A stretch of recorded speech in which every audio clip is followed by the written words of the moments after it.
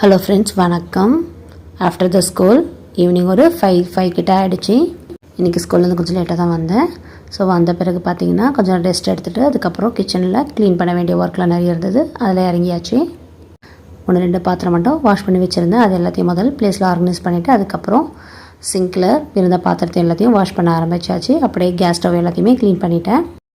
டெய்லியுமே இதே ரொட்டீன் தான். ஒர்க்கிங் உமனுக்கு எல்லாருக்குமே இப்படி தான் போகும்னு நினைக்கிறேன். கிச்சனுக்குள்ளே என்ட்ரி ஆனாலே பார்த்தீங்கன்னா எந்த வேலை இருக்கோ இல்லையோ எப்போவுமே சிங்க் நிறைய பாத்திரம் இருக்கோ வாஷ் பண்ணுறதுக்காகவே. இப்போ ஸ்கூல்லேருந்து நானும் பையனை கொண்டு வந்தேன்.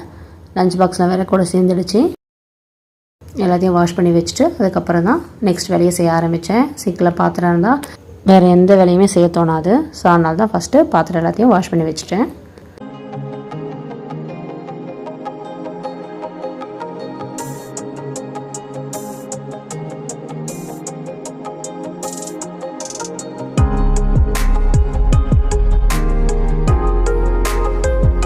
ஒர்க்லேருந்து வரும்போது பார்த்திங்கன்னா நாட்டுக்கோழி முட்டை வாங்கிட்டு வந்திருந்தேன். ஸோ அது எல்லாத்தையுமே எடுத்து ஃபஸ்ட்டு ஆர்கனைஸ் பண்ணி வச்சுட்டேன்.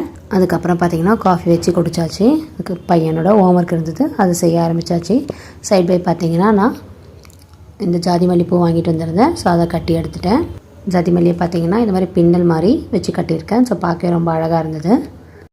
ஸ்ட்ரெயிட்டாக பின்னல் போட்டு இதை மாதிரி பூ வச்சுனா பார்க்க ரொம்ப அழகாக இருக்கும். யாருக்கெல்லாம் இந்த மாதிரி பூ கட்ட தெரியும்னு சொல்லிட்டு கமெண்ட் பண்ணுங்கள். சேனலுக்கு தொடர்ந்து சப்போர்ட் பண்ணுங்கள். தேங்க்யூ.